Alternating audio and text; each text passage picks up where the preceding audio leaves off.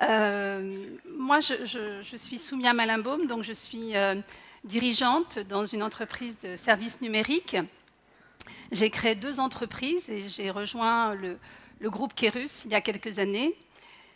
Et puis, je me suis engagée, en fait, très précisément au moment de la crise des banlieues. Lorsque, dans Paris, la banlieue brûlait, et effectivement, il y avait un véritable problème en matière d'intégration de toutes ces minorités dans les banlieues. Et je suis française d'origine algérienne et j'ai eu envie de m'engager en faveur de ces diversités culturelles. Alors, quel rapport avec changer les modèles? Eh bien, écoutez, moi, je pense, et j'en suis intimement convaincue, que la transformation des modèles économiques, des modèles de l'entreprise, ne se fera pas sans l'apport de toutes ces diversités. Pas uniquement la diversité culturelle qui est présente dans notre pays, mais toutes les différences. Les seniors, qu'on laisse à la porte de l'entreprise. Dans mon métier, à 40 ans, on est senior. On a, vous savez, en France, le taux de chômage le plus élevé parmi les seniors. Les femmes sont encore à 30%, à compétences égales, à formation égale, elles ont un salaire inférieur de 30%. Elles ont les emplois les plus précaires. Les personnes handicapées, je n'en parle pas, puisqu'il y a une véritable contrainte et un quota dans les entreprises qu'aucune entreprise ne respecte aujourd'hui. Donc pratiquement 50% de la population aujourd'hui reste aux portes de nos entreprises à cause de nos préjugés et de nos biais inconscients, parce qu'on considère que ces personnes différentes ne sont probablement pas compétentes. Et c'est en fait le combat que j'ai mené, et je remercie Benoît Legrand de m'avoir conviée pour parler de ce sujet. J'ai créé une association, l'Association française des managers de la diversité, il y a plus de 5 ans, qui regroupe aujourd'hui 130 entreprises, et nous les mobilisons, toutes les entreprises, les petites, les plus grandes, à promouvoir ces différences et à arrêter de gommer ces différences comme on le fait aujourd'hui. On a de belles valeurs de la République, l'égalité est une valeur extrêmement importante, mais elle n'est pas véritablement respectée puisqu'il y a encore énormément d'inégalités. Vous le savez, le rapport PISA vient de démontrer qu'on était un des pays les plus inégalitaires en matière d'éducation. On ne reconnaît pas ces différences, on cherche à les gommer, et dans l'entreprise, on essaie de les rendre encore plus blancs que blancs. On est dans la norme, on est dans le clonage et la reproduction, et pour transformer nos modèles, nous n'y arriverons pas. Pour transformer nos modèles, nous avons besoin de gens de cultures différentes, d'histoires différentes, de formations différentes. C'est très important puisque le passeport que représente le diplôme en France est également très culturel et nous empêche de reconnaître parfois les vraies pépites, les vrais talents. Et donc, voilà, c'est le combat que je mène, c'est l'engagement que j'ai depuis 6 ans avec cette association. Et nous avons créé des nouveaux modes de management auprès des managers opérationnels. On essaie de leur faire comprendre qu'on ne peut pas manager une femme comme un homme. Enfin, oui, mais en même temps, une femme, comme vous le savez, a plusieurs vies. Elle a une vie de mère, elle travaille et il faut aménager son temps de travail.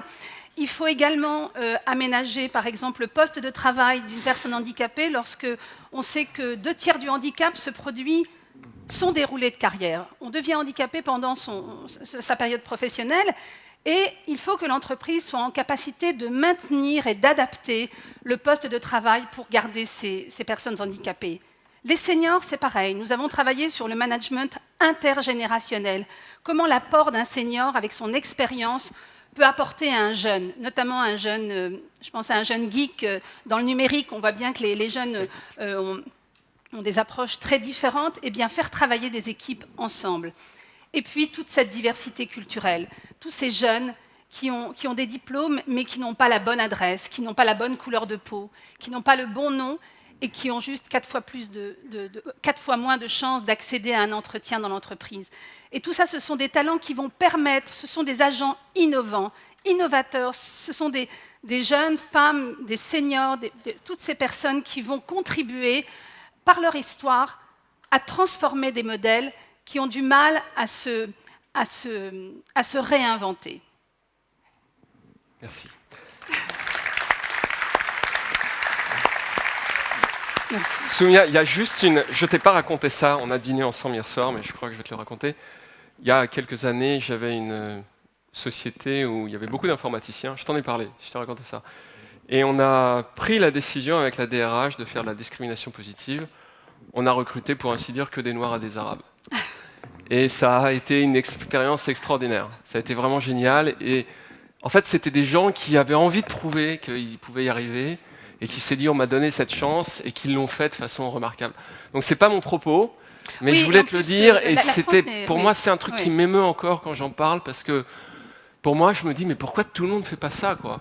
C'est vraiment super. En même temps, on peut y arriver sans discrimination positive. La France a une histoire, a une culture. Il faut simplement être conscient que derrière une couleur de peau, derrière une différence, il y a des hommes, des femmes, des compétences et des vraies valeurs ajoutées. Mais effectivement, la discrimination positive à l'anglo-saxonne n'est pas quelque chose que je prône comme les quotas. Mais en même temps, les quotas, il en a fallu pour les femmes. Aujourd'hui, il faut donner un coup de pouce.